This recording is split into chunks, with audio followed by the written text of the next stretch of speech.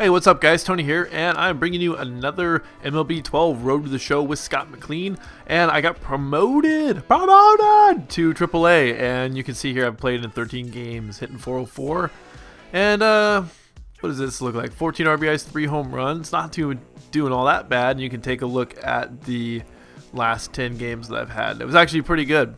I was pretty happy to get promoted. It was one of those things, it's just like getting called up to the next level. It's, you know, in Road to the Show, it's always one of those things you just like, you want. I actually like that. That's why I brought in left in the batting practice, is that was shot right back up the middle. I was like, yep, perfect timing. And I did this a lot with Scott McLean. It's just like you'd hit one home run, I'm like, I got this, I'm done. Let's move on to something else. So like I said, it's one of those things where you always want to get brought up to the next level. That's sort of, you know, the point of playing Road to the Show, and it's exciting. You know, it like sort of reinvigorates you to play the game a little bit more. Sadly for me right now, this game is actually probably about 3 weeks old, so it invigorated me to play, and then summer school started, and then it just, that inspiration to play just went,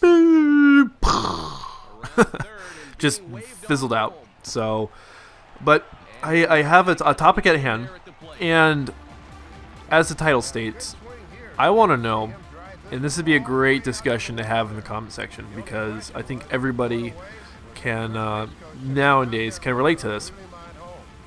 And basically, as like I said, the title states, are online friends the same as real, like in real life friends, or I guess better, you put it this way: are online friends real friends, like quote real friends? And I guess that really depends on the person, you know, like how do you define what's a real friend? You know, a real friend could mean something different to each person. You know, a real friend might not have to be the person who's always there for you, you know. And as I was thinking about this commentary, I was reflecting upon my high school experience, because I was brought back to this time where I was probably my senior year in high school, and I had this psychology teacher, and he was like, you guys you don't know yet, you won't find this out until you get a little bit older, but all the friends that you have right now, this circle of friends you guys have, those people are not going to be your lifelong friends. And of course, like, everyone in the class is like, what are you talking about, man? These are people I see every day, and we hang out at lunch, we play sports together, we work together, we do whatever, you know, you just do these things with these people that you see, you know, 9 months out of the year or whatever. And so I was that way too. I was just like, okay, whatever, I've got all these friends, and not to make myself sound popular, because I definitely was. I was quite the nerdy high school kid. But it was one of those things that I just couldn't fathom the idea that the people that I knew at that time weren't going to be my friends. And so also, while I was thinking about this commentary, I was also thinking about my own personal circle of friends, and how within the last 5 to 6 years, they've actually been slowly, it's been getting smaller. The circle of friends is getting smaller. I'm diminishing the amount of friends that I have, like close friends. I have a lot of acquaintances now, but I don't have a lot of really true friends, people that I would classify as true friends. And so that's what got me thinking about this whole, are online friends real friends? Because my buddy Tan, I've talked about him before, and there's other guys like, you know, say Chris and Snoove, Veggie530, this guy that I know, Chris, through playing with Black Ops and through our clan, MLP Pupstars. These are people that I would say, for me now, have transformed, and actually some of the other people like Wes and Phoenix and this guy Diablo. These people that I've known, Diablo I've known longer because he was part of the Major League Pupstars clan. But these people that I talk to on a regular basis, they are becoming the ones that I think are becoming real friends. You know, you start to, you know, at first it's about whatever you're talking about, you know, whatever game you're talking about, or whatever situation you're talking about, and then it slowly evolves into, like, I need some help with whatever, you know, like advice on girls or or school or whatever. You start to have more intimate conversations. And I think that is the basis of a real friendship.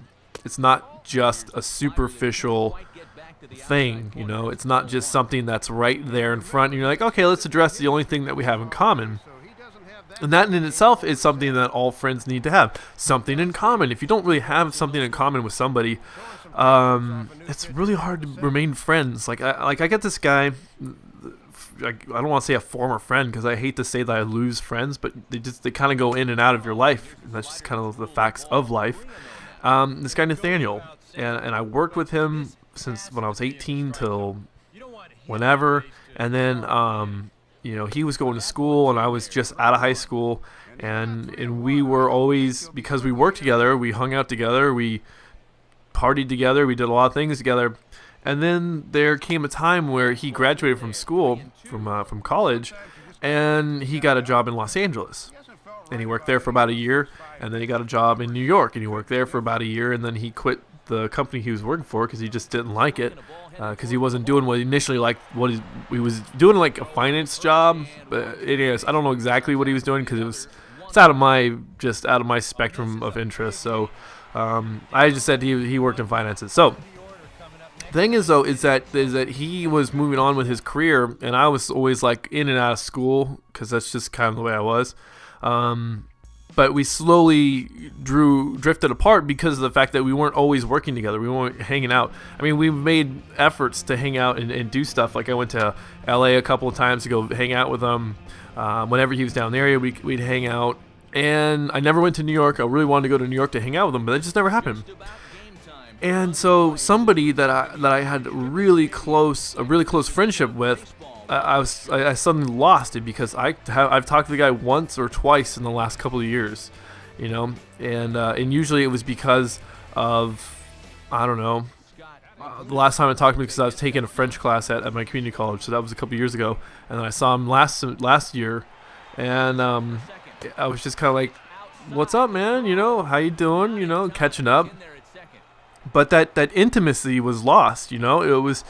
It was gone. It was so weird, and so that's another reason why I was kind of thinking about this commentary. It's just because in this day and age, where people are very, very comfortable talking online or talking through, say, text message or an instant message, it's one of those things where like the face-to-face sort of scenario of conversation doesn't necessarily have to happen. So, you know, when you hear people say like, "Oh, my girlfriend lives in France and you live in California," it's like, what are you talking about? How does your girlfriend, you know, how do you see your girlfriend? You know, you just like that doesn't make any sense, you know.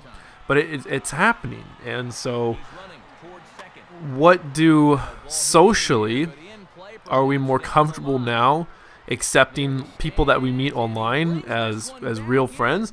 Because I know for me, when you could go on and meet people online, because back in the day, I'm dating myself here, I'm definitely an older person when it comes to this sort of stuff, but it's old-fashioned, I guess I should say, is that when you would meet people online, you had to be really reserved, you know, because when the internet was just like coming out and becoming big, I think it was like 14 or 15.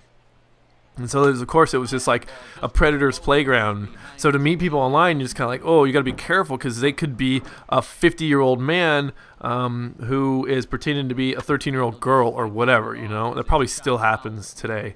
But it was one of those things where it was so new, and it was just kind of like, oh, meeting people online is weird. And then they got into like dating people, you know, like dating services, and that was just kind of strange. And I just didn't get that. And so there's all these things that's just happening online, and suddenly I'm kind of like, well, is that, you know, is that the way this goes from here on out? Do you know, do people you meet online become your friends, even though you only see them within a certain context? And is that context really any different than the context you'll see people in real life? So, say for Wes and Diablo, guys I talk to with regularity, it's playing DC, or say Robin, who lives in Germany, or Phoenix, or Kuma, or Fake Thrill, or Chris, people who live far away from me, within like at least 100, 200 miles away, to thousands of miles away, who I speak with on a regular basis. in and out of a gaming context, are they real friends? And my answer is yeah. I know some of those relationships I believe are real friendships, and I hope they feel the same way. So anyways, guys, in the comment section, I'd like to know if you guys agree. Do you think that online friends can become real friends or are real friends? So I'm looking forward to the comment section. Thanks for watching, thanks for subscribing, and I'll talk to you later.